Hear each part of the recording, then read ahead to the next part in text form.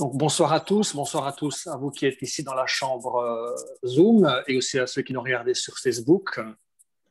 Euh, notre plateforme culturelle virtuelle Aîné accueille ce soir Jean-Pierre Lemaire, poète, enseignant. Bonsoir Jean-Pierre, merci d'être avec nous. Bonsoir Jean-François, merci beaucoup de m'accueillir. Et alors pour ce dialogue avec vous ce soir, en fait, je serai aidé par Marie-Michel Poncet. Marie-Michel, bonsoir. Bonsoir, Jean-Pierre. Bon, voilà.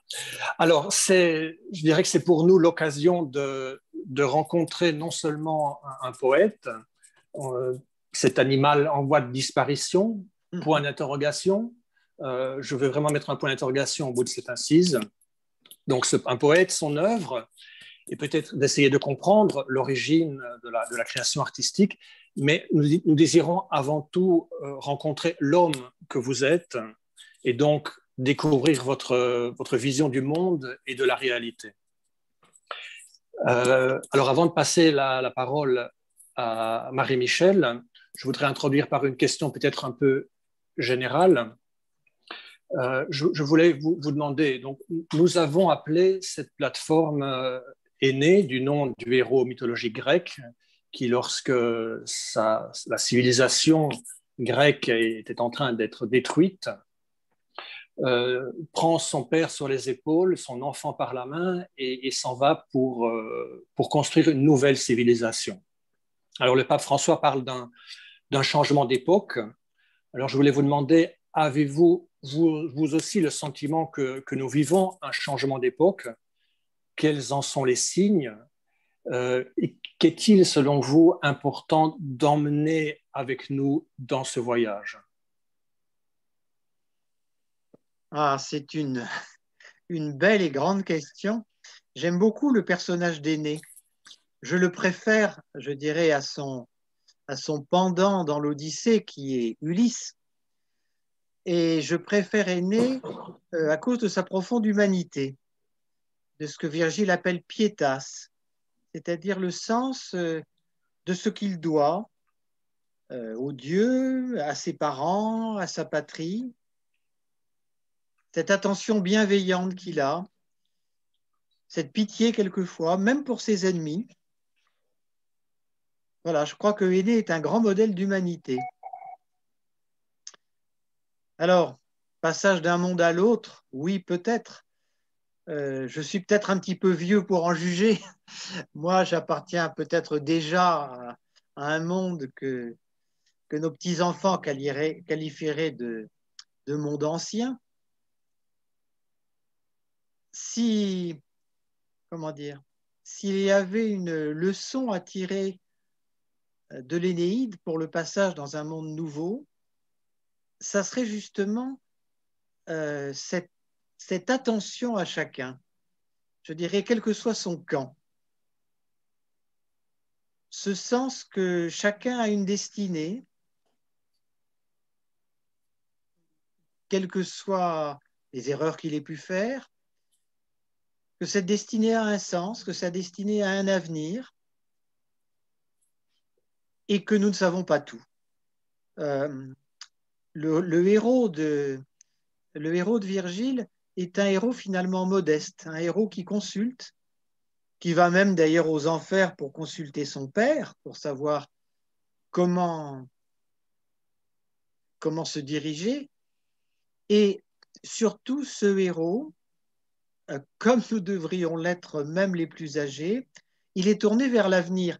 C'est la différence avec Ulysse. Ulysse retourne dans sa patrie. La destinée d'Ulysse est un cercle.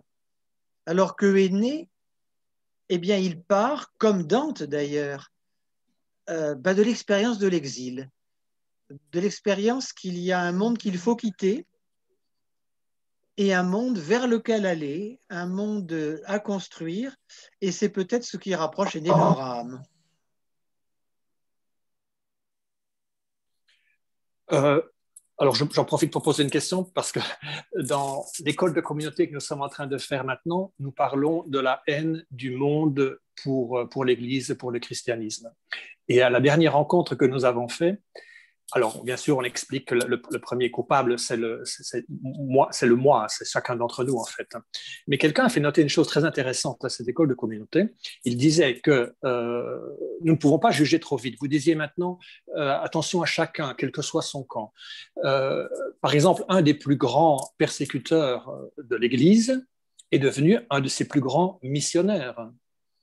Donc, est-ce que c'est ça que vous voulez dire aussi, laisser la liberté à chacun de pouvoir faire son cheminement sans devoir décider pour lui qu'il doit devenir? Oui, comment dire, il y a une parabole de l'Évangile qui m'a toujours beaucoup frappé, c'est celle du bon grain et de l'ivraie. Et vous vous souvenez que les serviteurs, en apprenant au maître qu'il y a de l'ivraie dans le champ, lui demandent s'ils doivent l'arracher tout de suite. Et le maître leur dit, ben non, laissez-les pousser ensemble, parce que si vous arrachez tout de suite l'ivraie, vous risquez de déraciner le blé avec.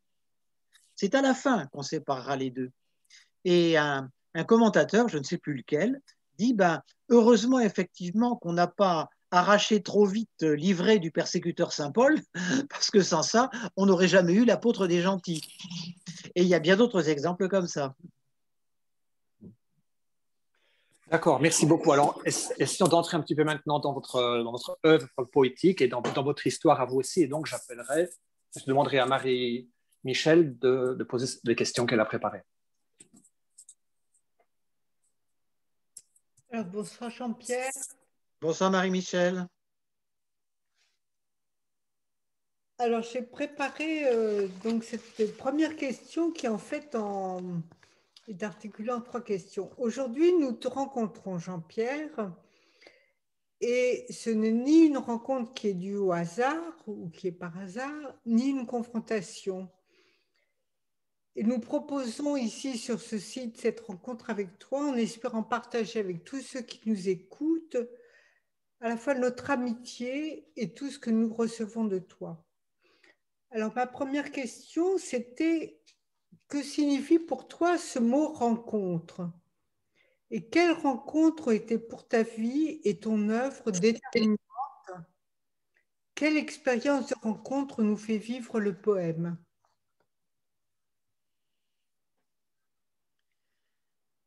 Alors, merci pour cette première question, qui n'est pas la plus facile, même si il est bon que ce soit la première question, parce que je crois que tout poème est issu d'une rencontre. Ce qui inspire un poème, c'est la rencontre avec ce qu'on n'attendait pas, soit que ça vienne du dehors, soit que ça vienne du dedans. Un poème est toujours issu d'une émotion, et cette émotion, elle vient d'une surprise. La surprise d'un lien inattendu entre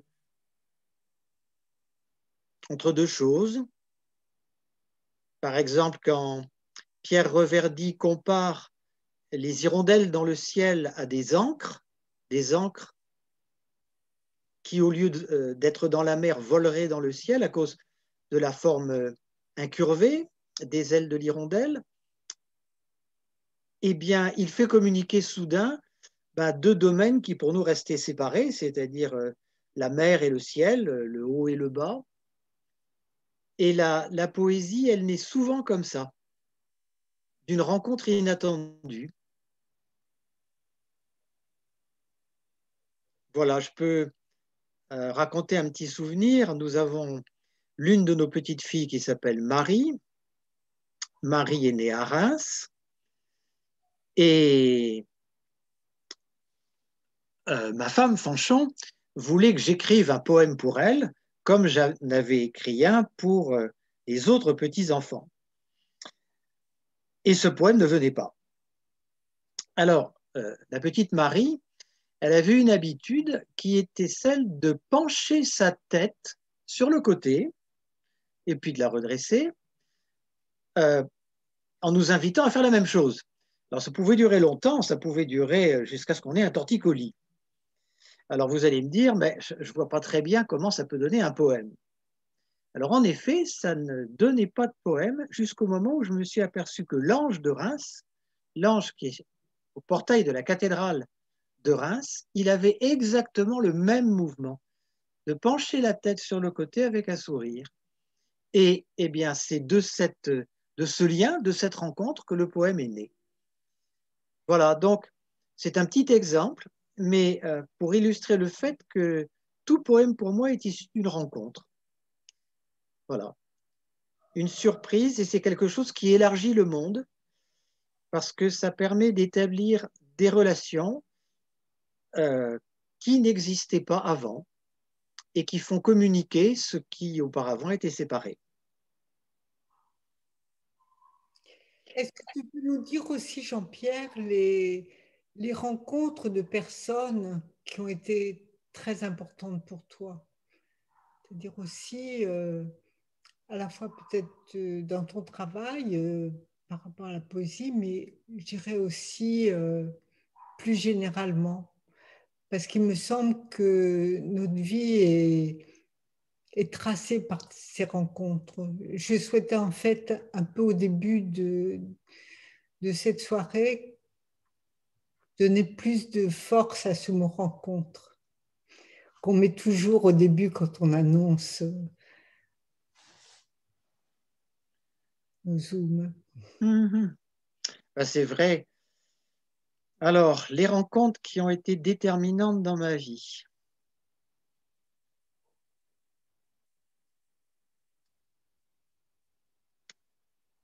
Alors, au tout début, dans mon enfance, j'ai passé mon enfance dans le Nord, dans un faubourg ouvrier, près de la ville de Lille, qui s'appelait Hélène. C'est un faubourg où on réparait des locomotives qui, à l'époque, étaient à vapeur. Ça va vous donner un renseignement sur mon âge. Et je me souviens, dans ce monde du Nord, eh bien, des prêtres de notre paroisse, qui étaient des saints, je crois. Ils refusaient de faire la quête le dimanche pour ne pas gêner les familles. Voilà, ils mettaient seulement un tronc à la sortie. Et je me souviens avoir demandé à l'un d'eux, au confessionnal, j'étais tout gosse, pourquoi il avait l'air heureux. Il m'a répondu qu'il ne savait pas, qu'il essayait d'aimer le Seigneur. Voilà, je me souviens encore de cette rencontre. Je ne sais pas, j'avais sans doute même pas 10 ans. Voilà, je me souviens d'autres rencontres déterminantes, de gens qui m'ont fait lire des livres que je n'aurais pas lus sans eux. Je pense à mon aumônier à l'école normale que nous avons perdu au début du Covid, il y a un peu plus d'un an, Guy Lafont, qui m'a fait lire des gens qu'à l'époque on ne lisait pas, surtout, je dirais, à l'intérieur de la communauté chrétienne. Il m'a fait lire des gens comme Barthes, des psychanalystes, des linguistes, Lévi-Strauss. Voilà, ça m'a beaucoup élargi l'esprit et j'espère que l'enseignement que j'ai donné ensuite en a profité.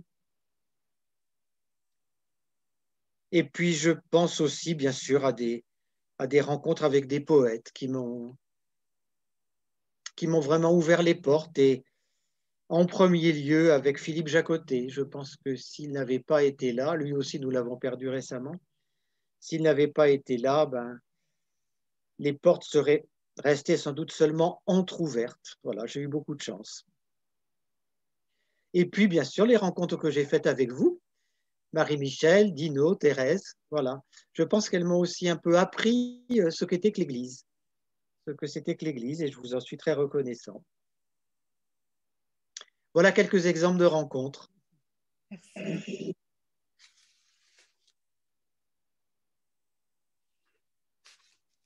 Alors ensuite,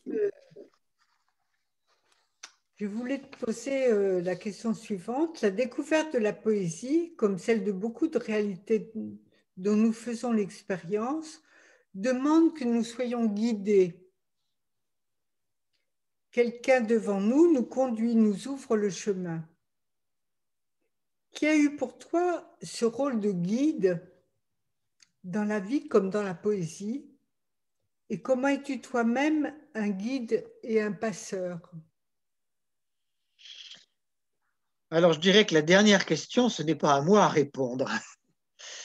Pour la première, oui, je peux rappeler donc le rôle qu'a joué pour moi mon aumônier à l'école normale, Guy Lafont. Il est intervenu à un moment très important pour moi, mon service militaire dans la marine, qui m'a fait un peu changer de direction. Mais curieusement d'ailleurs,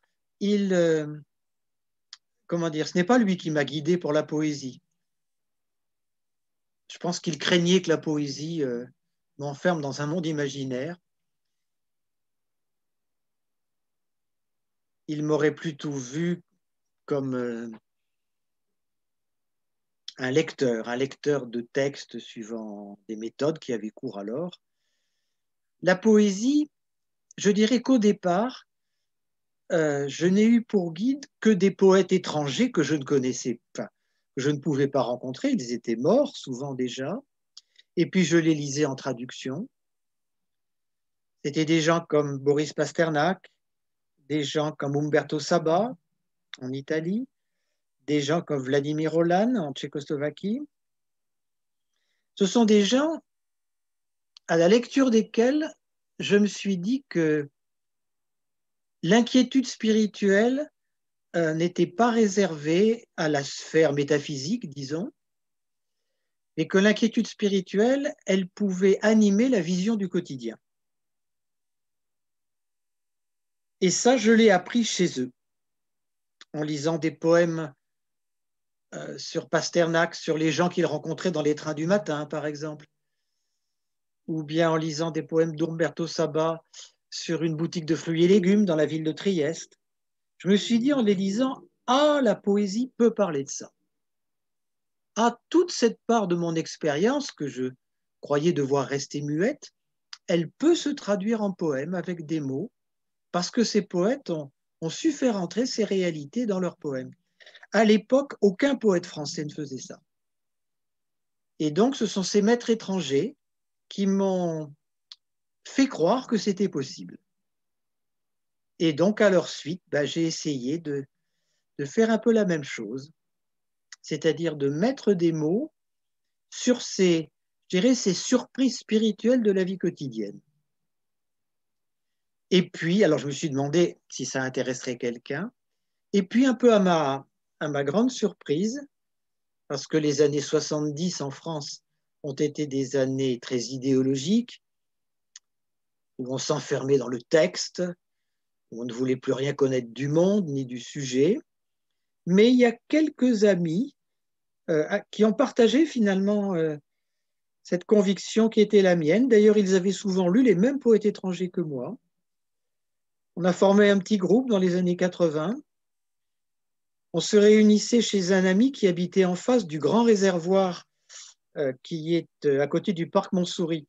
Et alors, on s'était auto-baptisé l'école du réservoir. Alors ça aussi, ça a été une rencontre. Et bon, les choses ont commencé comme ça. En te posant cette question, Jean-Pierre, je pensais à tous ces gens qui sont déconcertés par la poésie ou découragés ou même qui pensent que ils ne peuvent pas comprendre, ils ne savent pas. Et en fait, je me disais, cette réaction de vouloir qu'on explique les choses, en fait, elle a un aspect décevant, mais elle a un aspect aussi que tu as développé d'une façon extraordinaire dans le livre le Marcher les pas dans la neige. Et je pensais que pour pour toutes les choses importantes de la vie, on apprend à les comprendre en suivant des guides. On a besoin d'être guidé pour les lire, pour les comprendre. Donc, je te posais la question parce qu'il me semble que aussi, peut-être c'est ton expérience d'enseignant, tu as été un guide. Tu comprends ce que je veux dire? Oui. Alors, je crois que, contrairement à ce que disent certains poètes,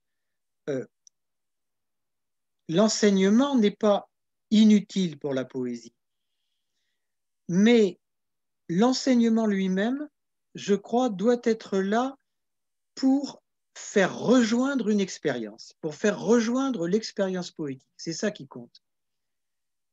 Et cette expérience poétique, eh bien, on peut la faire simplement en fréquentant des librairies, en allant au rayon poésie, qui est souvent un rayon restreint, et puis en ouvrant les livres un petit peu au hasard, jusqu'à ce que un livre, un poème, je dirais, correspondent, éveillent en nous le sentiment, un sentiment de reconnaissance, un sentiment qui nous dit « Ah oui, c'est bien ça que j'ai vécu, c'est bien ça que j'ai éprouvé », comme si un ami nous parlait. Parce que la poésie, c'est ça, c'est une voix proche. Ce qui fait que la poésie est un peu marginale aujourd'hui, c'est qu'elle ne passe pas par les images, et puis qu'elle ne parle pas fort non plus, elle ne hausse pas le ton. Mais c'est comme une voix qui nous parle à l'oreille. Comme la voix d'un ami, on a été privé de rencontres pendant toute cette période, mais on appelait plus souvent les amis au téléphone. Ben, la lecture d'un poème, c'est comme un ami qui nous parlerait au téléphone. Dans le poème, il y a une voix, ce qui n'est pas toujours le cas en prose, parce que la poésie est liée au corps. Ce sont donc des mots, mais des mots qui sont liés à un souffle, qui sont liés à un corps. Et alors, bon, toutes les voix, je dirais, ne nous parlent pas, mais il y en a certaines qui nous parlent et qui deviennent, je dirais, des voix amicales. Alors à ce moment-là, eh bien, lisons d'autres poèmes à la suite de celui qui nous a plu, achetons d'autres livres, et puis, je dirais, le poète que nous avons aimé nous en fera connaître d'autres aussi, d'autres voix proches, des gens qu'il a connus ou des gens qu'il a lus. Et donc, on connaît la poésie aussi par toute une sorte de réseau amical qui unit les vivants, mais qui unit aussi les défunts. Les amis dont j'ai parlé au début des années 80, eh ben, c'était souvent des amis qui avaient lu aussi Umberto Saba, qui avaient lu aussi Vladimir Holan. Voilà. Mais peut-être pour que tout ça soit plus concret, on pourrait peut-être lire un poème. Avec un poème qui nous introduit dans des lieux dont on nous a beaucoup parlé pendant cette pandémie, c'est-à-dire les hôpitaux. Alors bien sûr, ce poème date des années 80 parce que j'allais rendre visite à ma marraine qui devait mourir d'une pneumonie. Et je crois que le monde de l'hôpital que j'ai connu à ce moment-là est un monde toujours actuel que nous pouvons faire en allant rendre visite à des amis. Le poème s'appelle Le monde en blanc.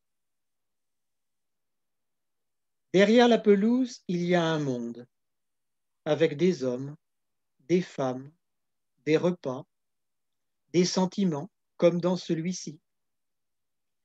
Mais la lumière y est toujours la même. C'est pourquoi les malades passent la journée dans l'attente des couleurs du crépuscule. La vie et la mort deviennent transparentes à force d'être mesurées. Et ceux qui peuvent traverser les murs entre les mondes multipliés sont tous vêtus de blanc, race divine, immortelle, dans l'éclair des sourires. L'après-midi, aux heures de visite, arrive aussi la grande humanité. Les bruits de la rue restent dans leurs cheveux et ils s'efforcent d'accorder leurs gestes à l'espace exact de la chambre. Quand ils ont fini de sortir du cabas les fleurs du jardin, les dernières lettres, dans le silence maladroit s'opèrent les transfusions de l'âme.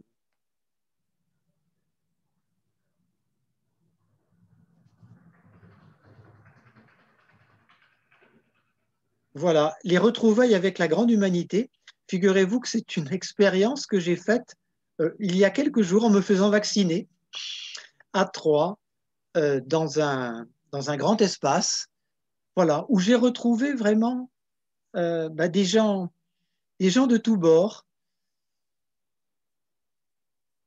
Et nous formions une communauté beaucoup plus large que les amis que nous rencontrons habituellement, je dirais, dans notre cercle de relations. C'est aussi ça l'expérience de l'hôpital, l'expérience de retrouvailles avec la grande humanité.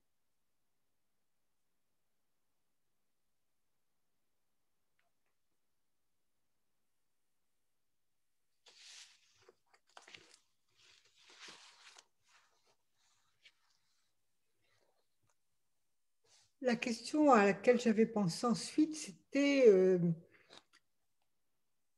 une question qui est liée au travail. Le fait de décider de consacrer sa vie à la poésie, comme pour beaucoup d'artistes, pas seulement pour les poètes, c'est pas forcément quelque chose qui permet vraiment de vivre. Et très souvent, on a un autre métier. Je dirais par exemple aussi pour les peintres et les sculpteurs, très souvent, on a un autre métier de façon à pouvoir gagner sa vie aussi. Et ce que je me demandais, c'était, il y a un va-et-vient entre les deux, entre ce qu'on fait dans une création personnelle libre et ce qui advient par rapport aux commandes ou aux choses nécessaires. Par exemple, pour toi, il y a eu l'enseignement, mais il y a eu aussi les colloques, les revues, les articles, toutes ces interventions. Et qu'est-ce qui se passe? Parce que très souvent, ces choses font naître aussi des choses qui nous dépassent d'une certaine façon, qui nous font aller plus, qui nous font faire des choses qu'on n'aurait pas imaginé faire, qui se nourrissent du travail intime, du travail personnel, mais qui rejaillissent aussi sur lui.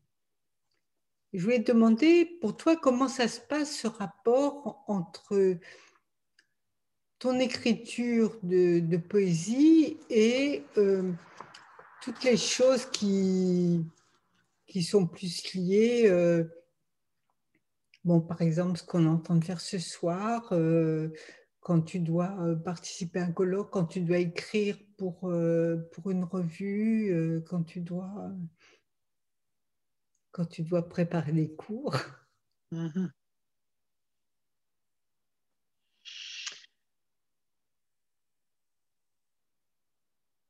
Alors, mon expérience est peut-être un peu particulière de ce point de vue-là. En réalité, bien sûr, personne ne vit de sa poésie. Et donc, en fait, l'activité qui m'a permis de vivre en famille, c'était mon activité de professeur. Alors, cette activité était très prenante. Et en fait, durant toute ma carrière, je n'ai guère fait d'autre chose qu'enseigner. Et donc, préparer des cours, corriger des copies. Pendant toute ma vie active, je n'ai pratiquement jamais participé à des colloques. J'ai très peu écrit d'articles pour des revues. J'avais simplement un ami qui était rédacteur en chef de la revue Christus, une revue de spiritualité jésuite, et qui m'a demandé de temps en temps un article, mais c'était tout à fait marginal. Donc, je n'avais guère que mon activité d'enseignant, et qui était très prenante. Alors, de ce point de vue-là, heureusement, ce sont des poèmes que j'écrivais et pas des romans, parce que un poème, je dirais, ça peut pousser dans les fissures de l'emploi du temps. Quand on a, bon, quand on a quelques quarts d'heure devant soi, je pense que je n'aurais pas pu écrire de roman qui exige un travail continu. Et alors, autre chose peut-être particulière, tu évoquais les échanges possibles entre ces deux activités, donc l'activité d'enseignant et puis l'activité poétique. Pour moi, il n'y avait pratiquement pas d'échange. Comment dire? Écrire un poème, pour moi, était une activité artisanale, pour ainsi dire, qui ne faisait appel à aucun savoir, proprement dit. Et la poésie était pour moi une rencontre, si j'ose dire, brute avec le réel. Je n'avais aucun... Devant une page blanche, au moment d'écrire un poème, je redeviens analphabète en quelque sorte. Avoir écrit d'autres poèmes ne m'apprend rien. C'est le contact avec cette expérience neuve sur laquelle il n'y a pas encore de mots. C'est ça qui fait naître le poème. Au contraire, dans l'activité d'enseignement, il faut je dirais, faire provision de connaissances avant de faire cours. Il y a tout un savoir à transmettre. Il y a un savoir critique. Bon, ce savoir-là n'intervient pas quand j'écris des poèmes. Donc, il y avait comme une cloison étanche entre les deux.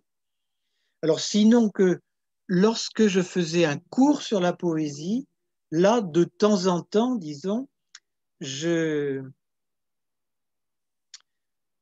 faisais passer mon savoir au crible de mon expérience. C'est-à-dire qu'il y a des choses que je ne disais pas aux élèves, même si c'était, je dirais, dans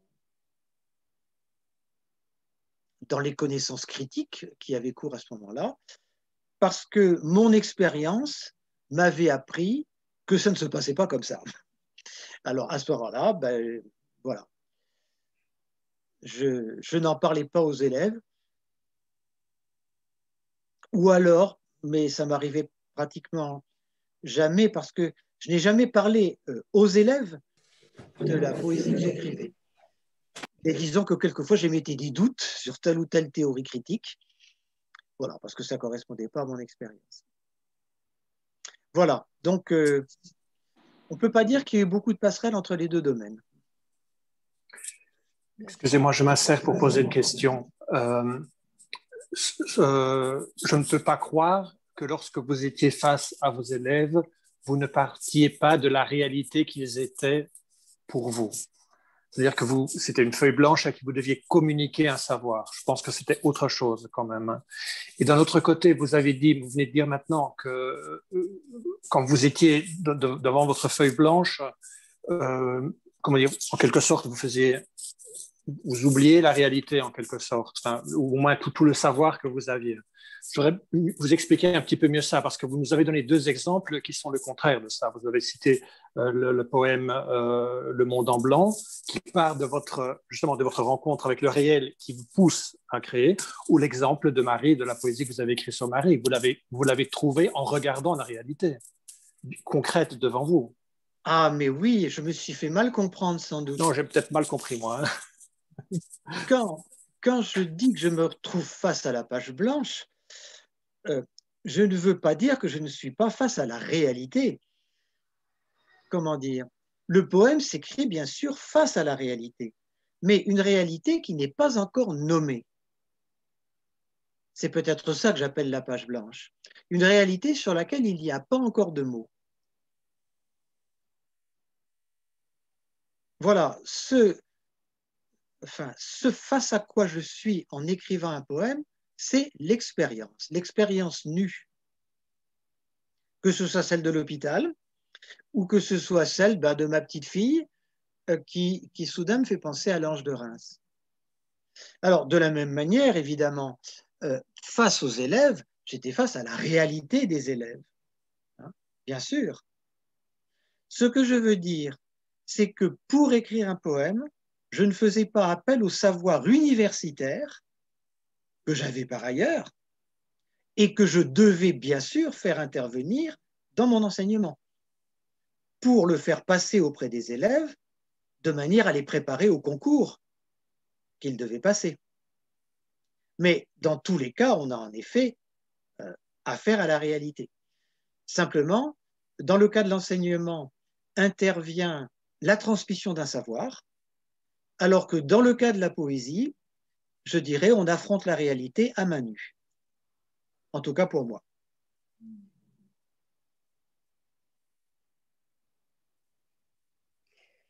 Donc, ce que tu es en train de dire, Jean-Pierre, on voulait un petit peu parler avec toi quand tu parles de la réalité. Est-ce que tu peux expliquer ou expliciter plus pour toi de quoi est-ce qu'on parle quand on parle du réel? Et comment est-ce que tu as eu cette expression aussi, je crois, la poésie nous rend le monde et elle nous rend au monde.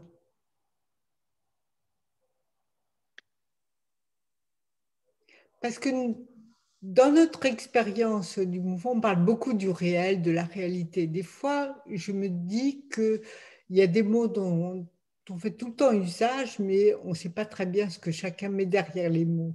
Mm-hmm. Alors,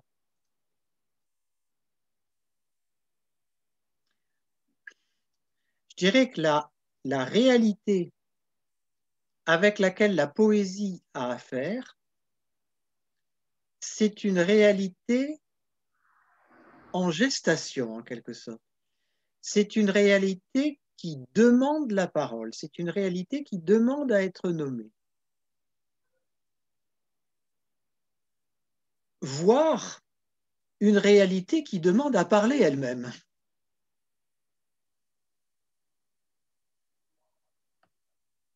Alors, peut-être que la meilleure solution serait à nouveau de lire un poème, ou même deux. Cette réalité, ça peut être la réalité naturelle, celle de la terre au printemps, par exemple, qui cherche à accéder à une nouvelle vie à travers les feuilles qui apparaissent. Ça peut être aussi la réalité de certains êtres que nous voyons mal à cause de notre hâte et qui demandent à être reconnus. C'est tout ce qui est en attente de reconnaissance, tout ce qui est en attente de parole. Soit d'une parole qui les reconnaisse, soit d'une parole où ils s'expriment eux-mêmes. Alors j'aurais envie de vous lire deux petits poèmes. Un est bien sûr la réalité de la Terre. Voilà, on parle beaucoup d'écologie en ce moment. Il me semble que pendant des siècles, dans notre civilisation scientifique, nous n'avons pas écouté ce que la Terre avait à nous dire. Nous lui avons imposé, je dirais, des schémas d'analyse qui se sont avérés efficaces, mais qui ont méconnu en quelque sorte son existence, ce qu'elle avait à nous dire. Alors, bien sûr, nous sommes au mois de mai, mais j'ai envie de vous lire un poème du mois de mars, parce que c'est peut-être à ce moment-là que la Terre cherche le plus à se faire entendre. Alors, il faudrait que je retrouve la page. Le poème s'appelle Soir de mars, mais je pense qu'on pourrait transposer à Soir de mai, hein, sans trop de difficulté. Imperceptiblement, l'horizon soupire, comme un dormeur allongé sur le dos qui va s'éveiller d'un moment à l'autre. Les arbres savent une langue apprise en 3 jours. Chaque année, à la même heure, le même silence mouillé affleure. Terre, cette fois, tu vas le dire, le mot profond qui gonfle les collines. Tu l'as au bout des lèvres, imminente, timide. Mais aujourd'hui encore, au dernier moment, tu gardes ta réserve en face de nous. Et ton murmure à l'horizon ne s'entend que de profil. Et puis, je voudrais vous lire un petit poème sur des personnes toutes proches de nous, auxquelles nous ne prêtons pas attention.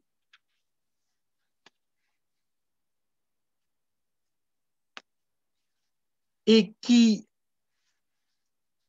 je dirais, sont pourtant là pour faire que la maison reste une maison humaine, accueillante. Je veux parler des ménagères. Elles sont silencieuses, mais elles attendent sans doute que leur travail soit reconnu, et il ne l'est pas toujours. Alors je vous lis ce petit poème intitulé La ménagère. Quand elle a fini de cirer les meubles, d'essuyer les vases, le dos des vieux livres, elle s'assied, la tête vide. Les grains de lumière ont partout remplacé les grains de poussière. Mais qui verra la différence? Le soleil seul la félicite.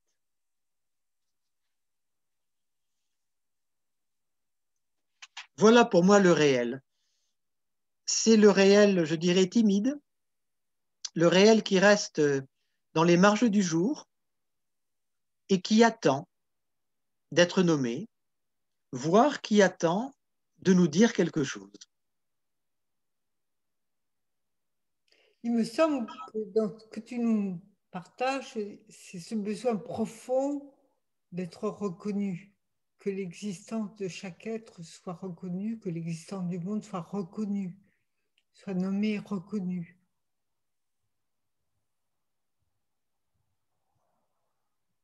Oui, et je crois que c'est comment dire, c'est peut-être le rôle modeste du poète. Tu parlais, je crois, au début, Marie-Michel, du rôle de passeur. Oui.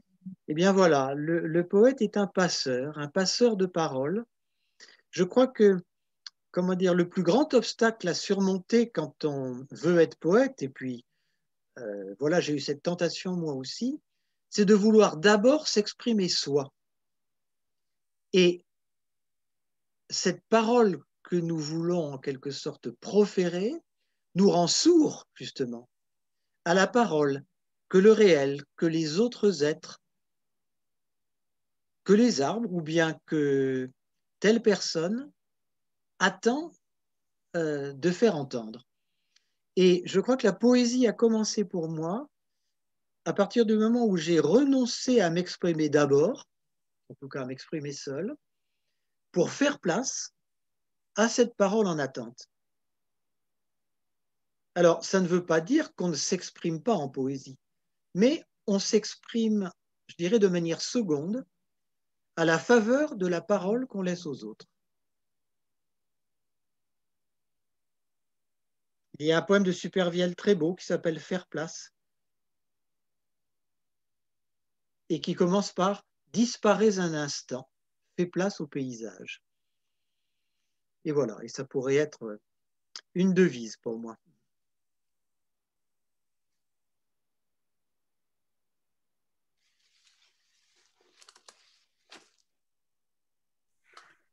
Est-ce que je peux poser une question par rapport à ce que tu viens de dire?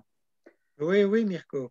Une question qui me venait de dire, mais dans cette expression dont tu viens de parler, est-ce qu'il y a quand même la préoccupation d'être entendu de la part du poète?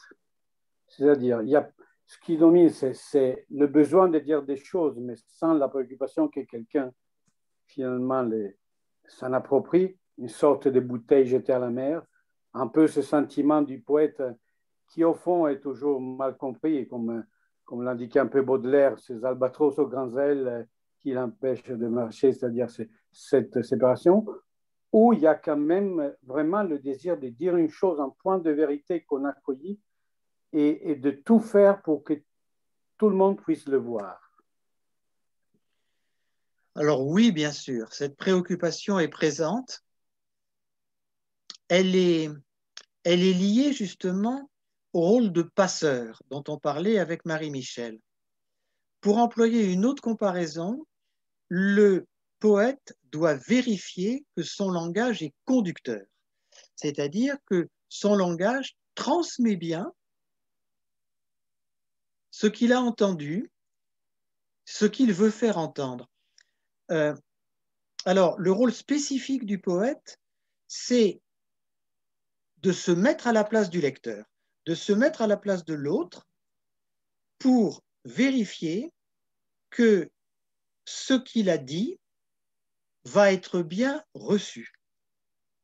Et reçu comme il voudrait que ça soit reçu, sans être obscurci par les clichés, par les maladresses de langage, par tout ce qui est banal et qui étouffe la communication, je dirais, d'une âme à l'autre. Parce que la poésie a évidemment beaucoup à voir avec l'affectivité et que le langage spontané de l'affectivité est un langage banal. C'est j'aime, ou bien je déteste, ou bien je suis triste, ou bien je suis malheureux. Et si on se contente de ça, eh bien, la poésie ne passe pas. Parce que la banalité tue la communication affective. La communication affective, elle passe quand le poète a réussi à faire entendre comme unique ce que lui-même a ressenti comme unique. Par exemple, Boris Pasternak, au lieu de dire je t'aime, simplement, ce qui aurait fait sombrer sa parole poétique dans la banalité, eh bien, il écrit « L'amour dépose au chevet de nos cœurs la frissonnante nouveauté des mondes. » À ce moment-là, nous ressentons quelque chose de la nouveauté de l'amour.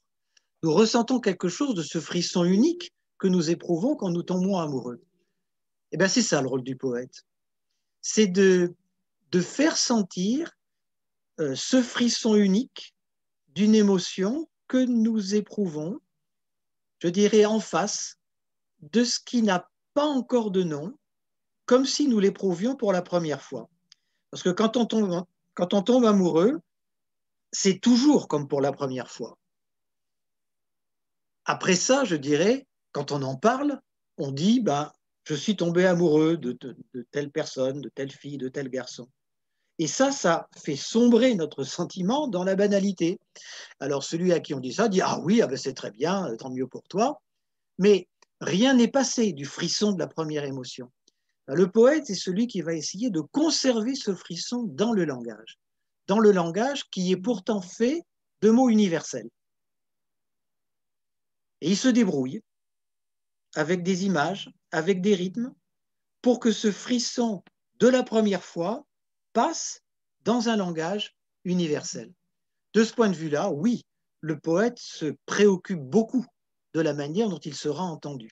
C'est vital pour la communication poétique. Alors, à ce propos, Jean-Pierre, comment est-ce qu'on peut maintenir l'incandescence de ce frisson de parole par rapport à tout ce qui est tragique ou tout ce qui est détruit dans le monde? Comment est-ce que il y a une parole d'espoir ou d'espérance, de ce dont tu as parlé avant qui peut passer, que le poète peut se débrouiller à affronter.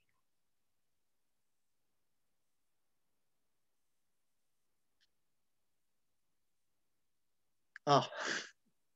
Pour certains d'entre nous, c'est comme si la poésie était exclue de cette possibilité de parole profonde, d'espérance, de sens par rapport à la tragédie du monde.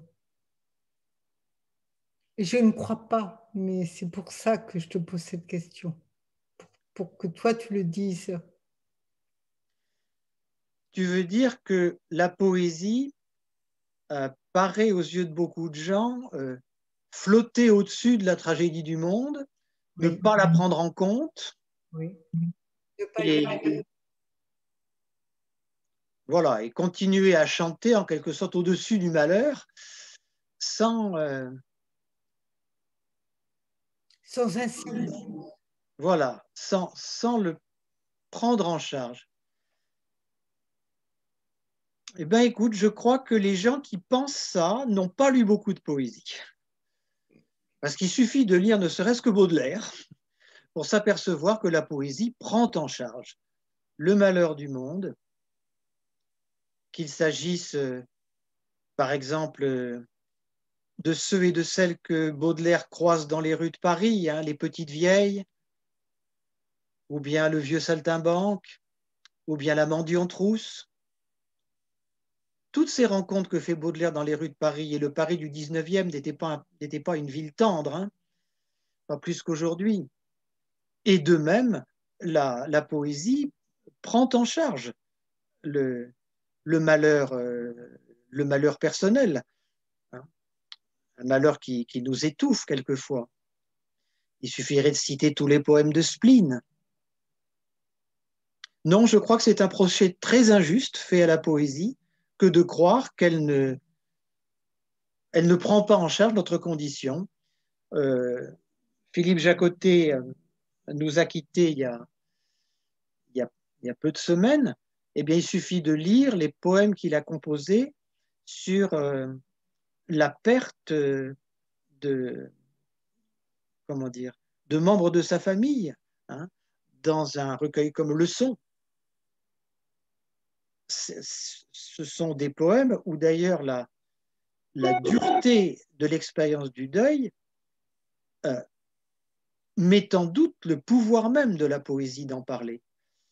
Jacotet fait très bien la différence entre le malheur qu'on éprouve et le mot malheur. Il fait très bien la différence entre le sang qui coule et le mot sang. Il dit le mot sang ne tâche pas le papier. Et pourtant, il en parle. Et je crois qu'il faut en parler. Parce que si le malheur était privé de mots, si le malheur était privé de paroles, c'est-à-dire de la possibilité d'en faire part, il serait encore plus lourd. Voilà, je voudrais...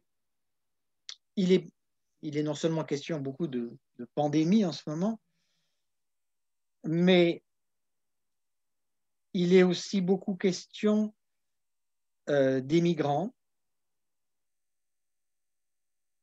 Il est aussi beaucoup question des vieillards auxquels on ne rend plus visite dans les maisons de retraite.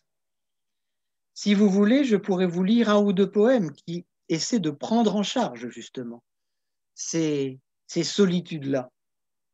Et c'est une manière, en quelque sorte, de les partager.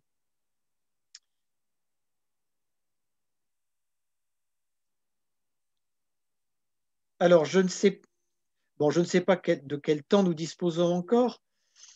Nous avons encore une quinzaine de minutes et peut-être il y a des questions aussi de personnes qui sont avec nous dans la salle. Donc, mais c'est important que vous nous lisiez ces poèmes, à mon avis, c'est très important. Bon, je peux lire peut-être simplement le poème sur les maisons de retraite, puisqu'il en est beaucoup question aussi autour de nous.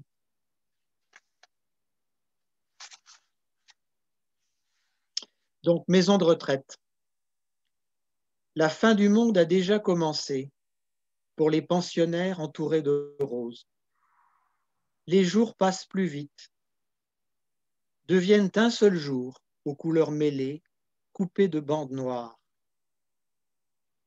La vie oublie de leur répondre. Parfois, s'arrête en face d'eux.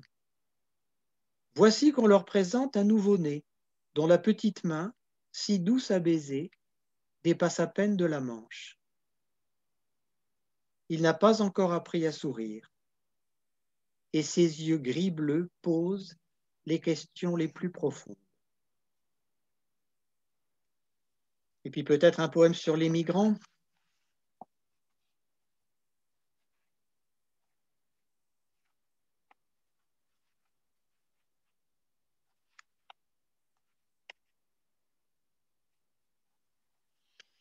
Ceux qui ne sont inscrits nulle part regardent à loin la ville illuminée. les immeubles nocturnes, comme de grandes stèles noires, couvertes d'une écriture inconnue, d'un alphabet de feu calligraphié, rigoureux, indéchiffrable. Ils pleurent de tant lire, sans pouvoir traduire, tandis qu'à l'intérieur, en nous, il n'y a rien d'écrit, et que toutes les pages, derrière la nuit, redeviennent blanches.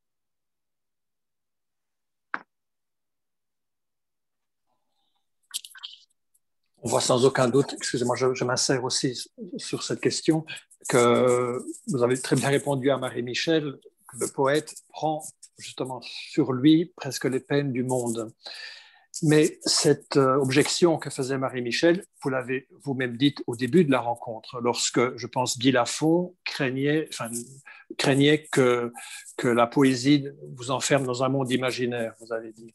Donc oui. C'est un risque qui existe d'un côté.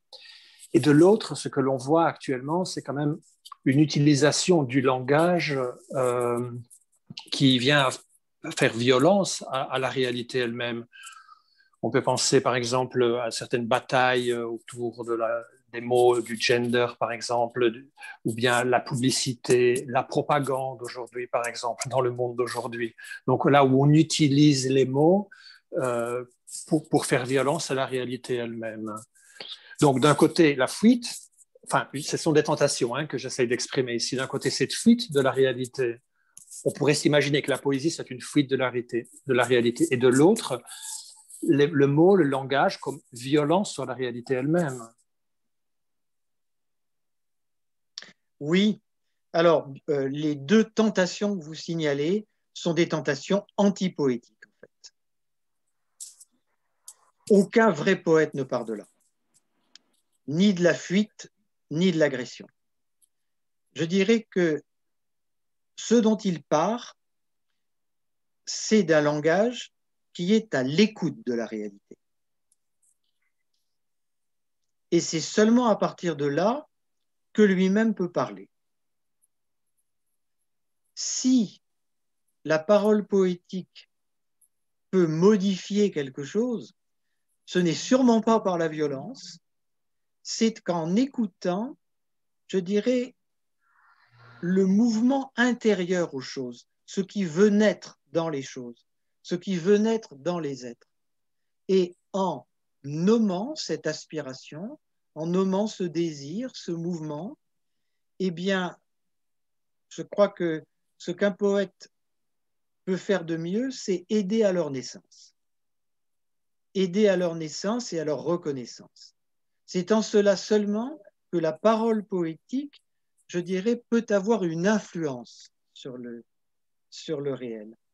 En aidant ce monde en gestation, en faisant entendre ce que saint Paul appelle, je crois, le gémissement du monde en travail qui attend la révélation des fils de Dieu. Je crois qu'il dit quelque chose comme ça dans l'une de ses épîtres.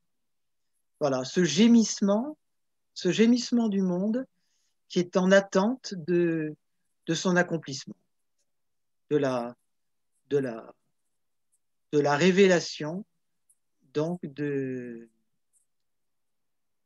l'avènement, pourrait-on dire, du Christ en nous. Merci beaucoup. Marie-Michel, encore une dernière question, et puis peut-être quelqu'un veut poser une question dans la salle Zoom. Marie-Michel, on t'écoute pour une dernière question.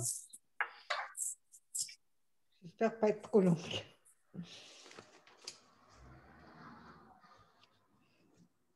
Alors, ma dernière question, elle concerne le temps. C'est-à-dire que très souvent, l'expérience que nous faisons, c'est que nous ne comprenons pas immédiatement la poésie, comme il y a beaucoup de choses dans notre vie que nous ne comprenons pas immédiatement. Alors qu'on est dans un monde où il faut vite comprendre, vite expliquer. Et donc, ma question était tout ce qui peut nous aider à durer dans l'attente, dans la recherche du sens. Il y a des événements tels que l'amour, le deuil, la naissance d'un enfant, un drame imprévu, qui ont besoin de paroles qui les éclairent en nous comment la poésie nourrit-elle cette mémoire vivante qui est celle qui apparaît dans la Bible et dans les psaumes et qui nous fait vivre le temps, vivre le temps qui va vers, on pourrait dire, vers l'éternité, mais il y a des choses, je crois, qui nous accompagneront toute notre vie, qui sont inépuisables pour en comprendre le sens, et c'est ça qui nous fait vivre.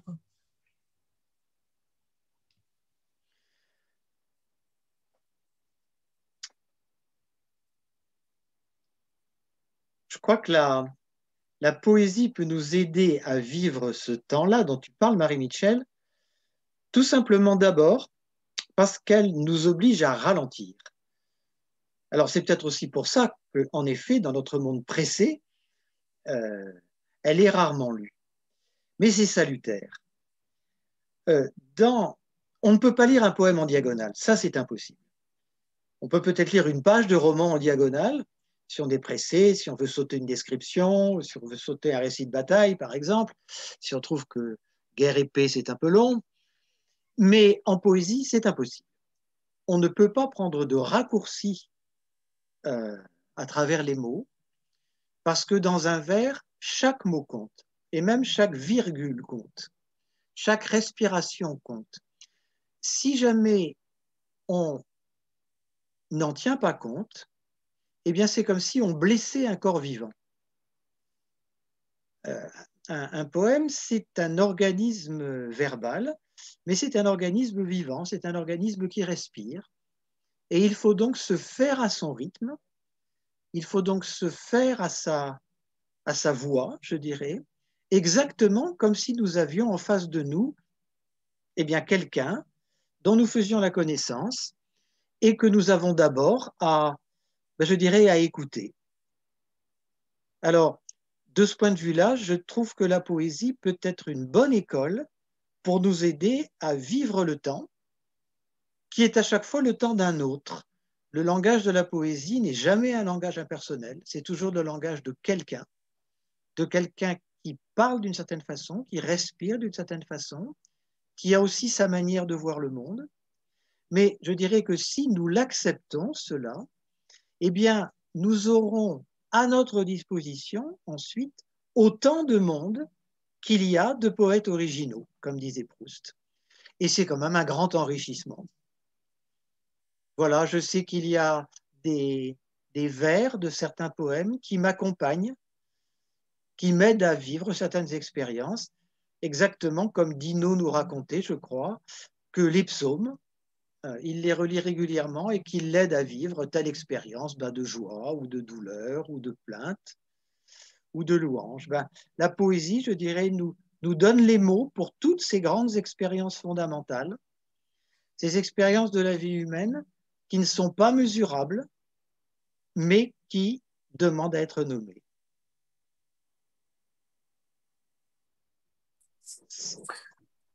Merci beaucoup. Est-ce qu'il y a quelqu'un dans la salle Zoom qui voudrait en profiter pour poser une question sur quelque chose qui n'a pas été peut-être compris ou... Je ne veux forcer personne, bien sûr. Oui, quelqu'un envers son micro, je vous écoute. Bonjour, bonsoir plutôt. Bonsoir. Moi, j'aurais une question à poser. Je crois que dans un des poèmes de Jean-Pierre Lemaire, autour de la figure de Zacharie, il est question d'une période dans sa vie où ça ne chantait plus, où il n'avait plus accès à la poésie, du moins plus comme exercice, comme chemin personnel. Et néanmoins, je suppose qu'il il recherchait toujours la poésie, en tout cas. Je ne sais pas si je peux dire qu'il en avait si vous en aviez la nostalgie ou si vous en aviez soif. En tout cas, je me demande qu'est-ce qui était votre consolation à ce moment-là. Ah, merci de cette question.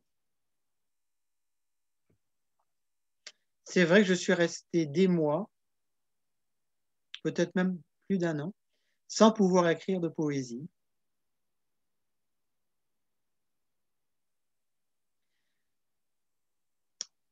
Écoutez, oui, je peux vous dire ce qui a été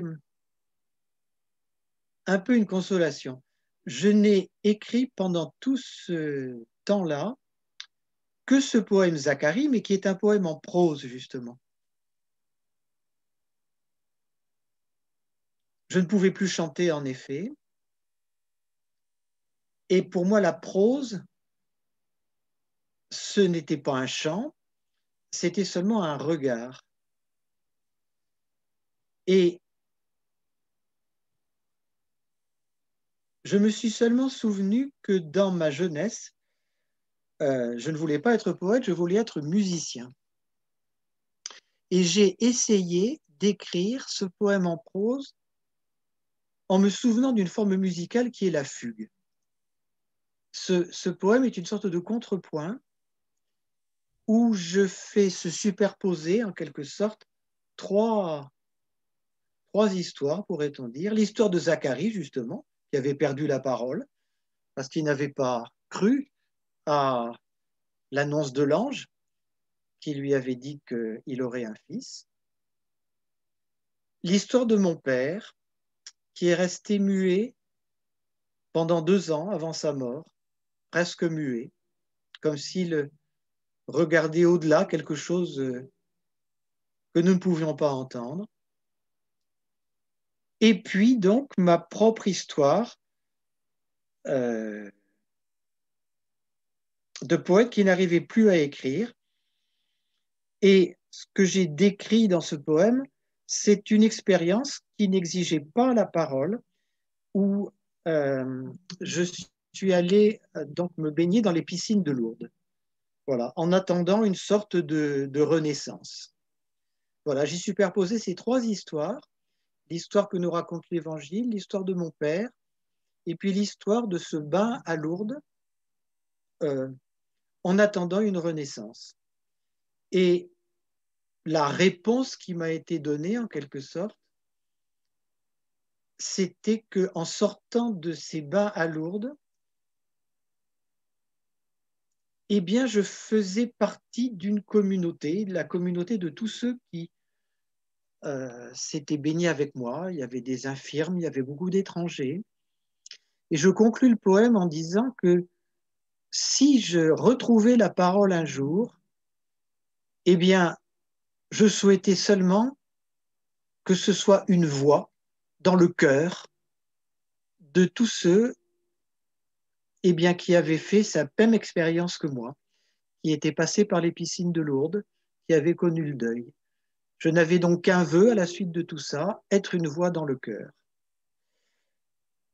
Voilà quelle a été ma consolation pour répondre à votre question. Mais c'était un poème en prose.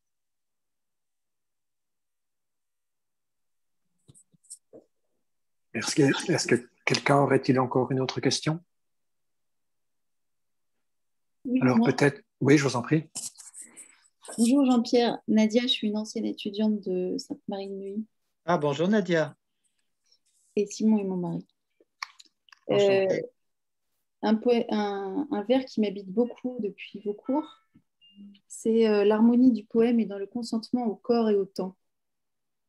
Oui. De Jacques Côté, je crois.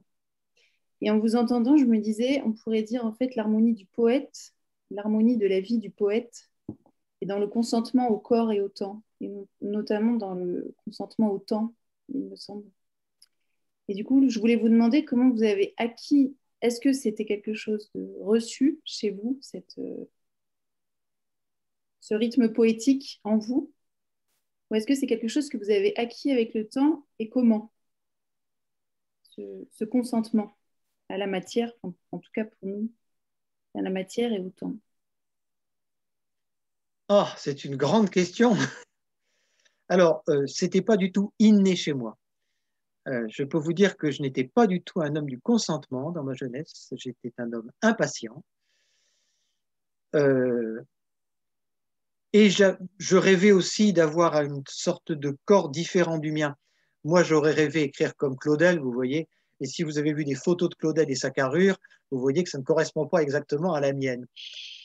Donc, il a fallu que je consente à mon corps, avec mon aspect un peu malingre, vous voyez, donc avoir un souffle beaucoup plus court que celui de Claudel. J'ai dû aussi apprendre donc à accepter cette voix, qui était une voix, ben oui, une voix un peu malingre. J'ai dû apprendre aussi une nouvelle mesure en poésie, parce que dans mes rêves musicaux, je rêvais, comment dire, de rythmes extrêmement rapides. Je rêvais voire de rythmes frénétiques. Et la poésie, ça n'est pas ça. La poésie, elle soumet les mots à une mesure, même si cette mesure est variable. Et cette mesure ne dépend pas seulement du vœu du poète. Elle ne dépend pas non plus seulement d'ailleurs de son corps, elle dépend en partie de son corps. Mais la mesure poétique est une commune mesure entre la mesure des choses dont il veut parler et la mesure de son propre corps. C'est comme quand vous jouez à deux instruments. Je sais que j'avais un grand ami qui jouait de la flûte. Voilà, moi je jouais du piano. Et quand on essayait de jouer ensemble une sonate de Bach, par exemple, eh bien, lui devait reprendre son souffle, ce que moi je n'ai pas à faire au piano. Et donc, il a fallu apprendre la commune mesure, il a fallu apprendre à jouer ensemble. Je devais l'attendre, je devais attendre qu'il reprenne son souffle pour que nous soyons tous les deux en mesure. Eh bien, la mesure poétique, c'est une mesure de cet ordre-là. C'est-à-dire, c'est une mesure où quelquefois, il faut attendre que les mots viennent occuper une place, je dirais, qui reste vide. Et la mesure, c'est un peu la gardienne des places vides. Elle vous fait attendre, la phrase n'est pas complète, elle vous fait attendre jusqu'à ce que vous trouviez le mot juste, le mot qui répondra justement eh bien, au nom que la chose dont vous voulez parler ou que la personne que vous voulez évoquer, ce mot qu'elle attend.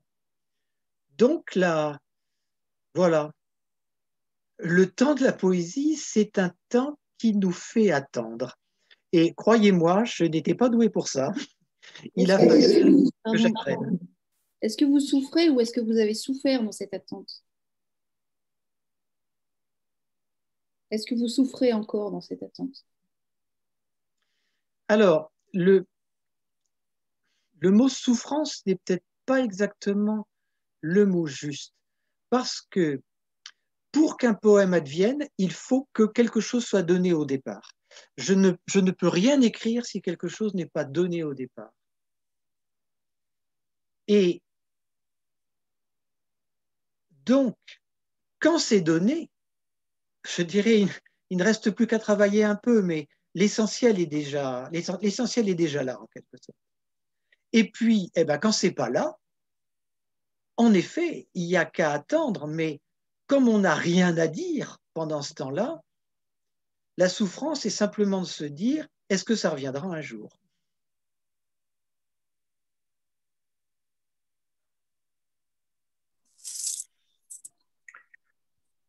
Merci beaucoup, Jean-Pierre. Alors, je voudrais terminer cette rencontre. Il est temps maintenant de conclure. Quelqu'un voulait encore poser une question? Vas-y, oui. Patrice, non, on t'écoute, vas-y.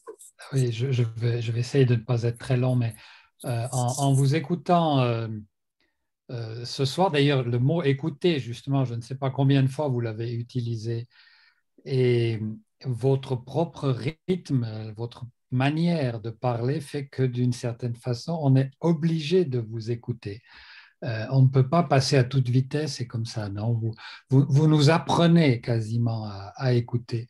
Et à un moment donné, il me semble que vous avez mis le doigt sur cette espèce d'orgie visuelle qu'on vit aujourd'hui, non?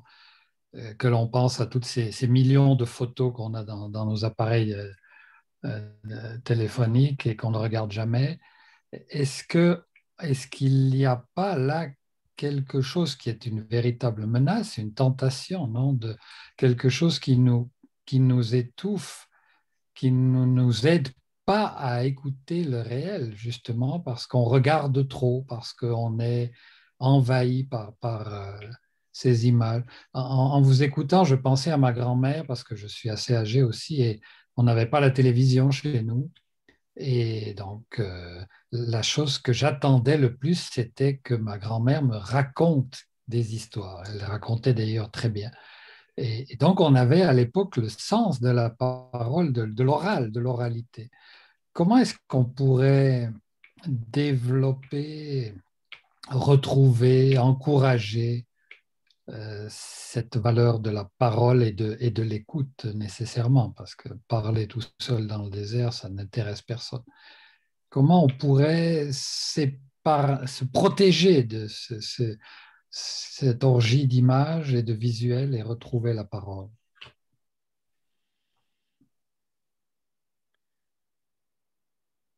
Écoutez, comment dire, dans notre époque pressée, je crois que c'est très difficile de dire à quelqu'un, eh ben, écoutez, allez dans une librairie, ouvrez un livre, prenez le temps et lisez.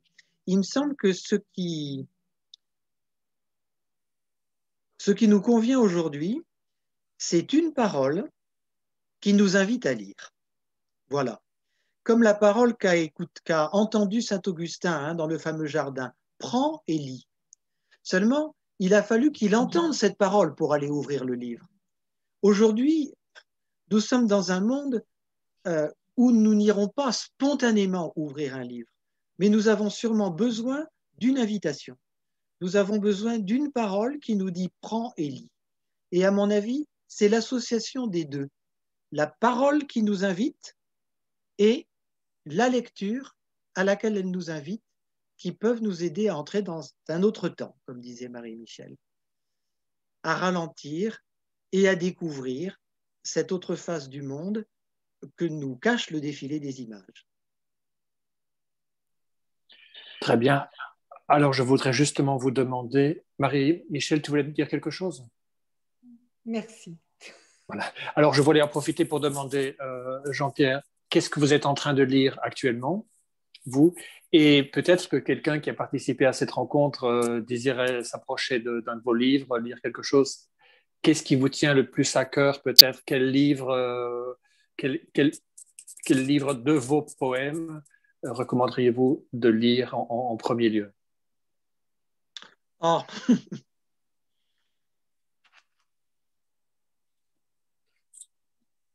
Quelque chose qui est encore accessible aujourd'hui, qui est encore en vente, hein, parce que certains sont épuisés, je pense.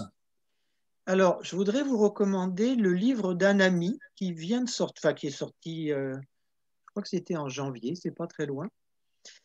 Cet ami s'appelle Jean-Marc Sourdillon et il a publié chez Gallimard un livre qui s'appelle L'unique réponse. Vraiment, je voudrais vous encourager à lire ce livre. Mais de vos livres, de vos poèmes, par quoi devrions-nous commencer? Par lequel? Ah, écoutez, celui qui est le plus accessible, il est publié en livre de poche, donc je pense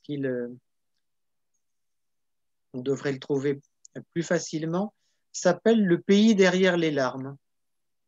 Il est publié dans la collection Poésie Gallimard.